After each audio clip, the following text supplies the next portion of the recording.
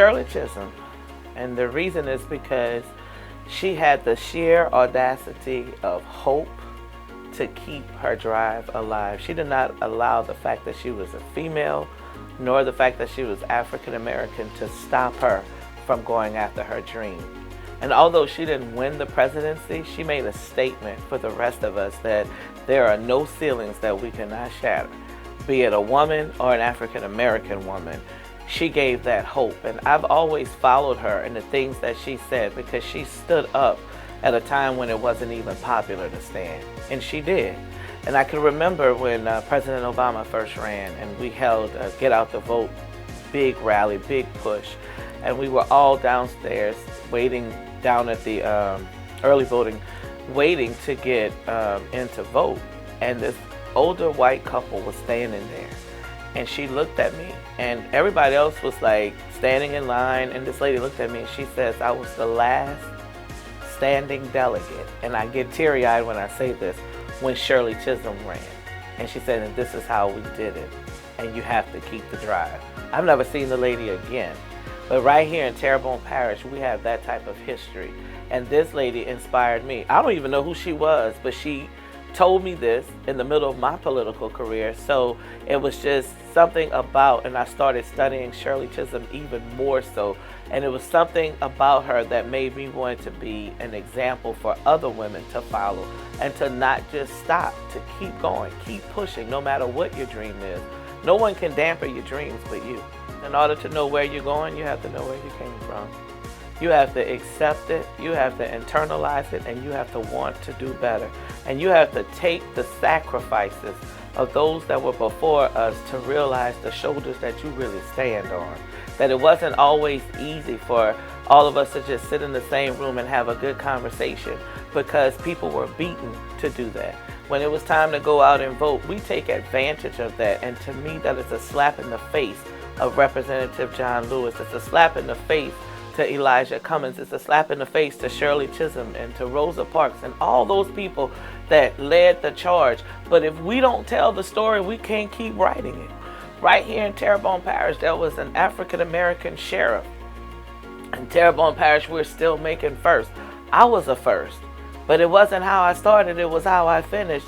That not only African American children and women and men wanted to follow me, but all. And that's what it's all about, to tell the story. So if we don't celebrate the story, and if we don't internalize the story, then it will not be written again.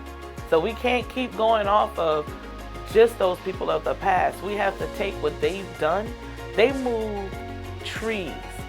And if we can't move a leaf for the next generation, shame on us, because we've spat in the face of all those people that were beaten. In Selma, I went to the bridge, and I was going to give a speech, and I didn't have anything written. I didn't have no thought of what I was going to say, and the friend of mine was driving me, and he was like, well, you want to go to the bridge first, or you want to go check in, or you want to go have dinner?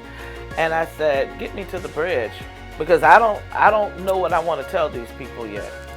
And if you know me, I don't write my speeches. You give me 3 points and I can give you a speech, because I study it. So we drove to the bridge, to the foot of the bridge, and then so I'm a black woman. It started raining. I'm not getting my hair messed up.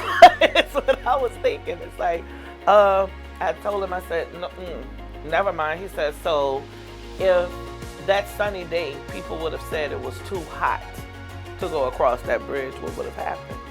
I said, well, I said, you can't make me feel guilty about all of that. I mean, it happened 50 years ago. And so he kept talking, and he's the one that's not political, doesn't like all of this stuff. And I said, okay, you're right. So we got an umbrella midway to the bridge. I said, okay, I've done it. I can turn around. He said, so you turn around, and what happens? So I was like, really, dude? Like, I said, you know what I'm going to look like tomorrow? And he said, let's go across the bridge. So we finished going across the bridge, and at the end of the bridge were these beautiful little statues and pictures of John Lewis and all those people that led, Dr. King, all those people that led the march, and it was beautiful. And it stopped raining. And it taught me right then and there how can I rewrite the story if I'm getting too lazy to even thank God for what these people that walked across this bridge and crossed across so many other bridges for people like me to be able to stand in their glory?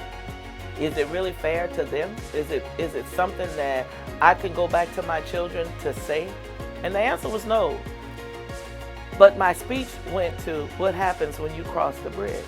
And that's the question I ask everybody. When you want to stop and give up on something that you know that people have died for you to have the right to do, then what happens when you stop? Who does that really affect? How does it affect? And for generations to come, people ask me all the time, you gonna move from Homer? When you gonna leave? Like, you can do this, you can take your experiences this, you can take your connections that place. This is my home. Terrebonne Parish raised me. Terrebonne Parish put life in me and gave me an opportunity as a single mother with just a hope coming from Deweyville, right on side of the graveyard, jumped the tombs for fun, and landed myself at the head table with the president, the first African-American president of the United States of America. And my career has never stopped. So I'm never leaving Homer. I'm going to stay here and continue to make a difference. So African-American history and the celebration of should be 365, 24 hours a day, because we have to know our history in order to tell our story and in order to continue to write the chapters of our books. That's what African-American History Month means to me. My name is Arlanda Williams.